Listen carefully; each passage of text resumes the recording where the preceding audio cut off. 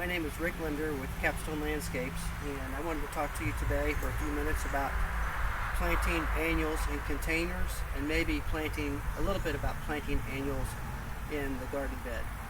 So let me just start by saying that you start with some containers, which I have here, and you want to use a good soil mix. What I use is the Miracle Grow potting soil mix. And then you want to have a variety of annuals. And I have a variety of annuals over here that are just leftovers from my jobs with my customers, and I'm using them to do a little bit of beautifying of the landscape at my own place, and also to plant some containers. So one of the important things that I learned about planting containers is you want to have something tall, and you want that usually to be in the middle, even if it's the back middle. And then you want something that's kind of medium, that's gonna be around the outskirts of the pot. And then it's nice if you have one thing that's trailing. And for trailing, I've got these potato vines, and also the bubblegum petunia over there, the pink ones. So I'm gonna just go ahead and quickly plant these plants to give you an idea. Some of them you can see have already been planted over there. I use an elephant ear, and I also use some coleus, which I love a lot. I've got a couple of coleus here that I'm going to use as well in some of these pots. But you want to stuff the pot. You want to fill it really full. You'll be a lot happier with your pot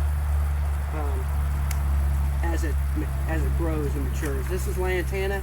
It's one of my favorite plants, and I'll tell you why a little bit later. The one I'm planting right now is called Chapel Hill New Gold. I like the New Gold and the yellow. This is a yellow potato vine. This will get really long and pretty. It'll trail, and you can wrap it around your entire container if you'd like to. So you want to put that towards the front. I love these also. This is a perennial. It's a coral bell. This is really my favorite one is the yellow ones. That are bright yellow. It's very pretty, and after a couple of years, if I still have this pot, I'll be able to split this into 2 or 3 and move it to other places as well.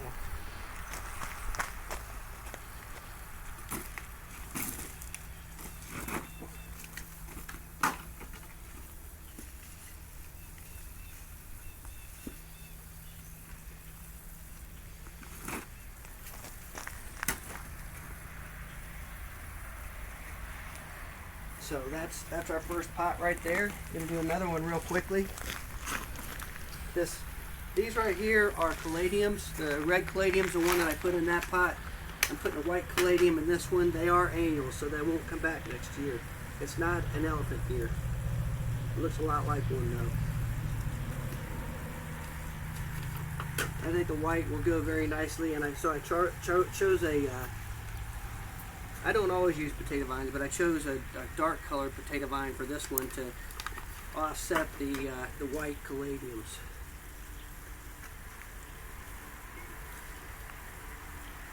I'm going to put another coral bell in here, in this one.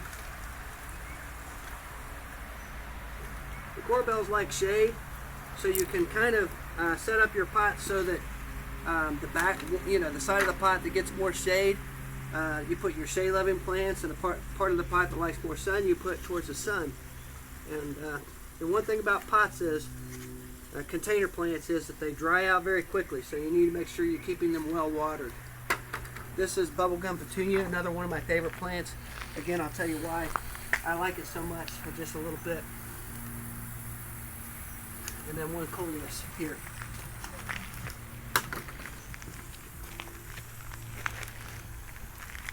So that's 2 pots done in about 10 minutes at the most. And I think we'll move on. I want to show you just a few other things. But these are pots. You can see right here I've got 3 of them. I'm not quite done with that one. A couple over here and a couple over here. And I told my wife she can have as many of those as she wants, and then we're going to put them out at our site, the Capstone Landscapes.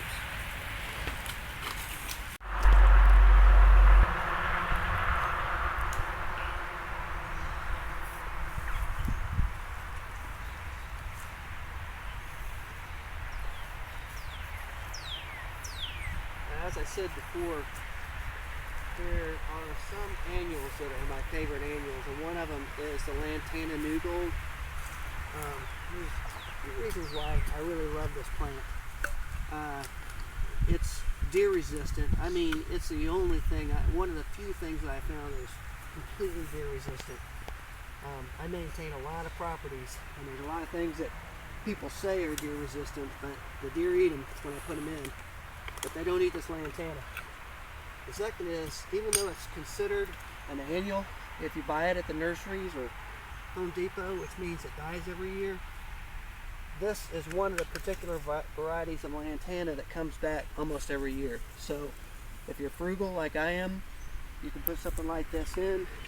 You may lose a couple. If you plant as many as I do, you may lose a couple each year, but you're only going to be replacing a couple, and you're going to have a lot of your investment in the first year, and then you can go on to buying other types of annuals in the later years and kind of making things fuller and prettier. The last thing about the Lantana that I like is it's like a desert plant. It's so low maintenance. You don't hardly have to water it once you get it established, which is probably takes about a week to do. And then it'll just survive. So most people like that because they don't have time to water, take care of the landscapes, and a lot of people don't have irrigation systems. I do like the bubblegum petunia for some of the same reasons.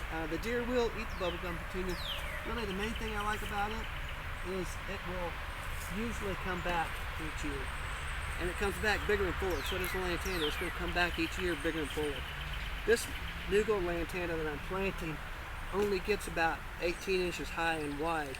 So that's nice also. There is a couple other Lantanas I like to get big. The Miss Huff Lantana also comes back typically every year, and it'll get 5 feet wide by 5 feet high. So if you have spaces for that, that's a really nice plant. And all the Lantanas I'm mentioning are prolific bloomers, which from right about now, these have been blooming since probably at least the 1st of May. They're going to bloom all the way till the first heavy frost. Even if we get a light frost, they're probably going to survive it and continue to bloom. But from May to the first heavy frost, they're going to survive.